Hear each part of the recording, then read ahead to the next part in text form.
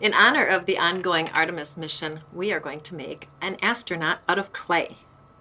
So I'm using a stoneware clay, and essentially it's like a fat stick figure. So I'm going to show you how I do that. I always start out with a lump of clay and kind of roll it around to bring in those uneven bumps.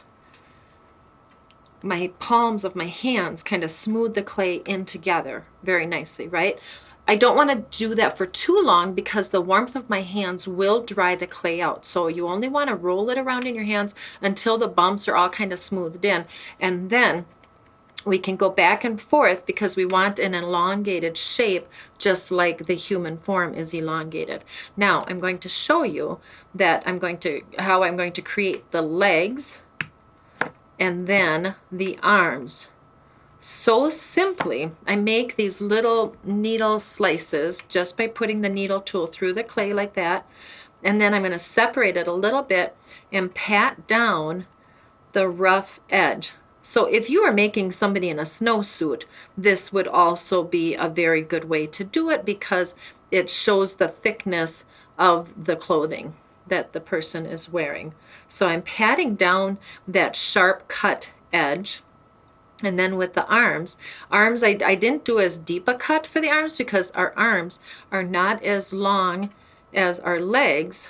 And I'm going to slim those arms out a little bit because the arms should not be as thick as the legs either. I'm just using a slight pressure with my fingertips, smoothing the edge, the sharpness of that clay down, and then manipulating them in an outward motion.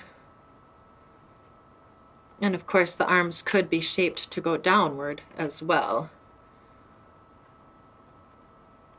So I'm just kind of cleaning it up. I'm not using a lot of pressure at all. It's very slight pressure. This is a very simple figurine just because I've been showing kids how to make astronauts lately in my class. There's a lot of interest in that lately. And then, so he's a very chunky shape right now. I think I'm going to show you the boots so I can get him to stand up right away. Again, lump of clay, roll it around to bring in those bumps. And then I'm going to go back and forth because our boots are always longer than they are wide. I'll use the needle tool to make a slice. And they're just very chunky, very simple shapes, but still they carry out the mission of showing you a simple elementary style astronaut. Let's see here. So those will be the boots. And then I'm going to attach them. Attaching clay is always best if it is done by scoring and slipping. Scoring and slipping meaning scratching and wetting. So you dip the wire brush into watered down clay and then scratch the surface that needs to be attached. There we go. And there's a little goo coming out. I always just get rid of that on the canvas. And I'll scratch it with this one as well.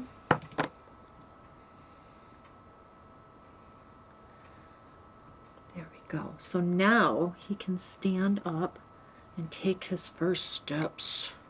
All right, we'll give him a head. But I'm not going to shape a head and then form a helmet over it. It's not necessary. All you need to do is take more than you would for a head because the helmet is rather large.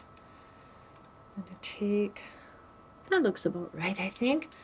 Roll it around to get rid of those little creases and all those uneven edges. And now I like to use the straight line of the needle tool to shape the mask, that glass mask, that dome-shaped mask that they have on their helmet. Because why would I try to draw a line when I can't do it anywhere near as even and straight as this needle tool already is? So all I did was press it in a little bit, and that simple indentation is a nice clean line without any real effort. Okay, so I'm going to just go ahead and scratch and wet that on using the wire brush, wetting it really good. press it until you see some ooze coming out, then you know it's really attached.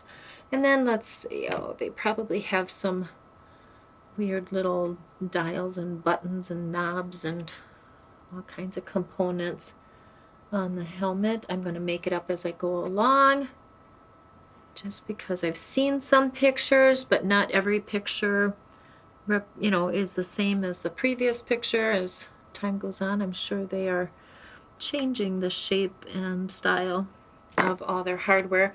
I've noticed a lot of astronauts have little panels on the front of their suits in different shapes and sizes.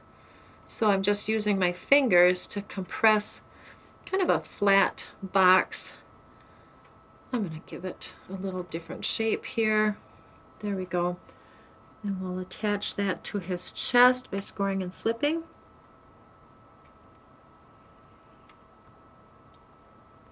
And we can imprint, let's see, we can imprint little beads or little dials, or we can add little buttons and dials just by forming. And now when I'm scratching and wetting something super small, I'll use the needle tool to do the scratching and wetting. That little tiny bead. See how I'm holding it on the tip of the needle tool? That is a much easier way to place it than me using my big fingers to put that tiny, tiny bit of clay in place. So I'll roll a bead, flatten it a little bit, scratch and wet it with the needle tool, scratch and wet where it's going to go, and then I'll set it on the end of the needle and then just press it. And then maybe there's some other lines and whatnot all on his little control panel suit.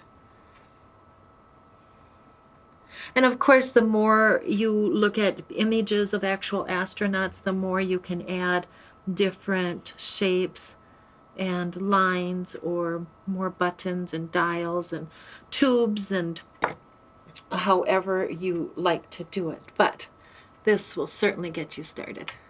Thank you for watching.